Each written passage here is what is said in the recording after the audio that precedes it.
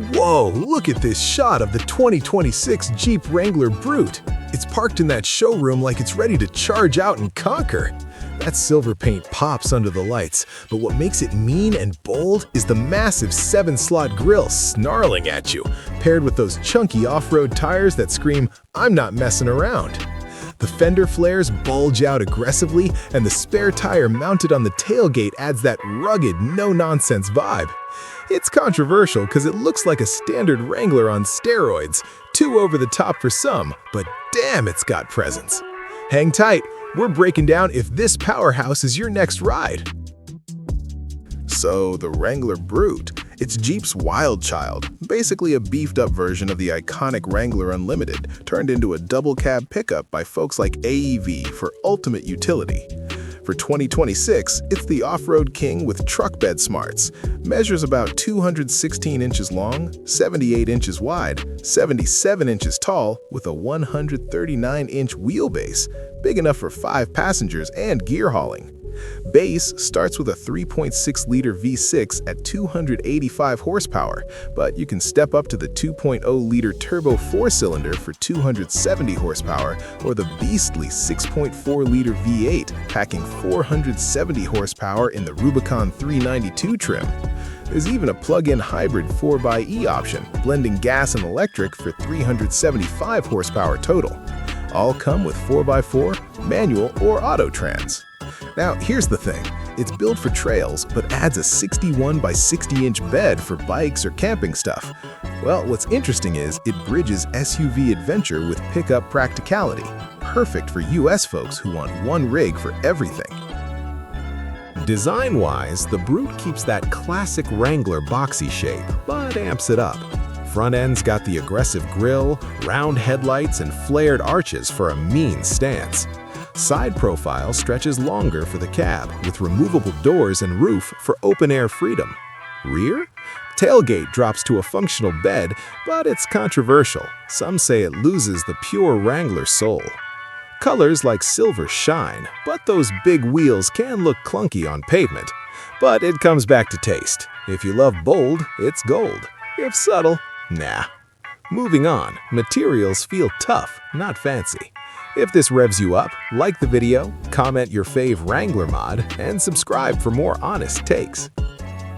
Power? This thing's a monster! The top V8 churns 470 horsepower and 470 pound-feet of torque, hitting 0 to 60 in under 5 seconds. Insane for an off-roader.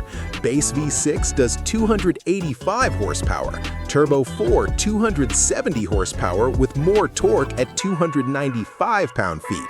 Hybrid? 375 horsepower combined, quiet EV mode for 21 miles. All pair with 6-speed manual or 8-speed auto, part-time or full-time 4WD. Towing maxes 3,500 pounds, payload around 1,200 pounds. On-road, it's bouncy thanks to solid axles, but let's be honest, steering's vague and wind noise howls at highway speeds, not great for commutes.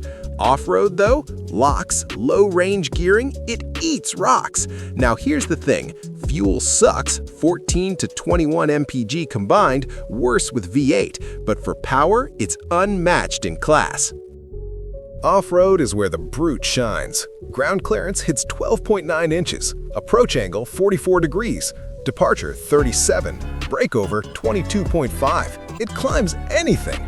Features like electronic sway bar disconnect, front rear lockers, air or electric, crawl control at 0.5 miles per hour, skid plates protect underneath, water fording to 34 inches. Tires are 35-inch all-terrains, optional winch. The bed adds utility for recovery gain. Well, what's interesting is the extended frame keeps it stable on steep stuff, unlike shorter Wranglers. Flaws? Heavy at 5,400 pounds, so it guzzles gas on trails. Let's be honest, if you're not off-roading, it's overkill, but for mud, sand, rocks, it's boss. Inside, it's rugged with quilted leather seats, heated options. Tech, Uconnect infotainment on 12.3-inch screen, Apple CarPlay, Android Auto, off-road pages showing pitch/roll. Clusters, digital, navigation built in. Comfort? Seats supportive for long hauls, but rear legroom's tight at 38 inches. Noise insulation's poor, hear everything. Safety, auto braking, adaptive cruise, blind spot monitors optional. Moving on, audio's alpine with subwoofer, but bass system's weak. Now here's the thing. It's comfy for adventures, but daily? Bumpy ride? No power seats in bass. Plain bad for luxury seekers. Daily? Mixed. Cargo bed's 61 inches long, great for gear, but SUV-like cabin fits 5 okay. Fuel tank 22.5 gallons, range 300 to 400 miles, but size makes parking tough, rides harsh on pavement. Family hauler? Decent, but noisy. Let's be honest, it's not practical for city runs, better for weekends. Starts at $45,000 for Brute Edition. Base Wrangler around $38K, but loaded Rubicon 392 hits $80K plus. Value? You get insane power, off-road kit for less than rivals like Defender. Many reviewers complain about the steep price jump for V8, saying fuel costs eat savings long-term. But on the other hand, some say it's a steal for 470 HP off-roader, beating Toyota 4Runner on capability. Well, what's interesting is, Car and Driver praises the fun, but notes poor on-road manners. Motor Trend calls Rubicon trims worth it for trails. At $45,000, if you off-road, yes. Otherwise, overpriced gimmick. Pros: epic off-road prowess, powerful V8 option, versatile bed, removable top/doors, customization heaven. Cons: thirsty on gas, rough ride daily, noisy cabin, high price for basics, vague steering. Let's be honest, resale's strong, but maintenance costs bite. The Brute is a brute, all right. Buy if you live for trails and need power. Skip for pavement queens. Worth $45K for enthusiasts. Thanks for watching. Subscribe, like, comment. Is the V8 Wrangler killing electric off-roaders or just old school hype? Spill below.